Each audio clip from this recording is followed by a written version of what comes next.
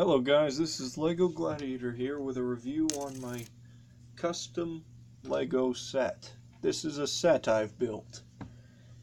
Now, first of all, let's start with the figurines, then we'll move on to the build. Of course, here's my character I call She-Ra, or Sally, whichever name. I still can't figure out names for a lot of these characters. But either way, she's a figurine. Most of the figurines I've added to my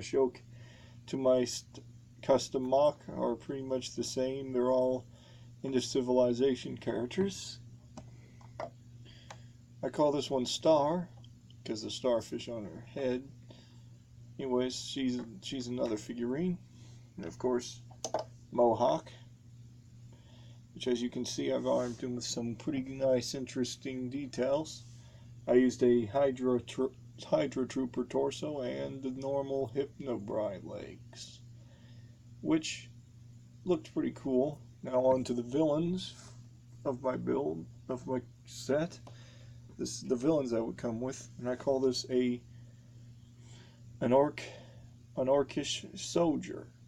The idea is I'm using some old Kingdom villains.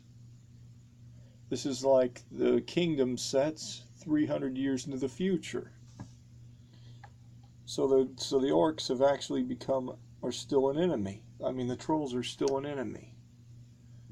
So they've become more high tech and more dangerous. Of course, both of these guys are armed with spears. Now on to the build. I'm gonna go ahead and I'll give you some close-ups of some of the characters.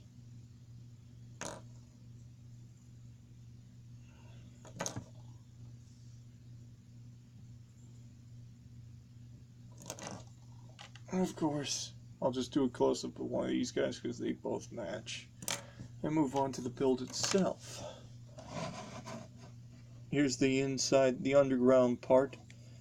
As you can see, there's a danger explosives thing right here. There's a high-tech computer of some kind. A map of the area. I don't know why I added this piece though, because it's not really useful. Also a gun rack, which has a bunch of rifles and a metal detector. Of course, on top, just a regular scene on top, not really much on it. Of course, here's the back of it. I thought about adding some designs to this so it was like a sewer, but I chose against it because it looked tacky on the back anyways. Anyways, that's it for that build, and this is my custom Lego build. I promise, guys, in my next review, that I'll actually add some brick arms weapons. I actually thought I'd do like a challenge where I make characters without brick arms. So this was a challenge I had to make cool characters without custom armor and brick arms weapons. So I will do another review where I have them armed with some custom weapons and accessories. But this is a custom mock, which is actually a set that I made. But this is a designed set. Now, of course, the set would come with a skeleton, normal skeleton. If it was a actual set, it would be like laying out here, right up there, as you can see. It'd be just lying around. But that's it for that part of the review. Now on to my new custom build.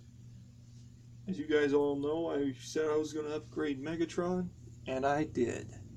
Here he is, my fully upgraded Megatron minifigure, Big Fig, and my upgraded Optimus Prime with some extra detail. This time I can move his arms forward like this. He's more articulated than he was before. Also changed his legs a bit so he can bend his legs and go forward like this.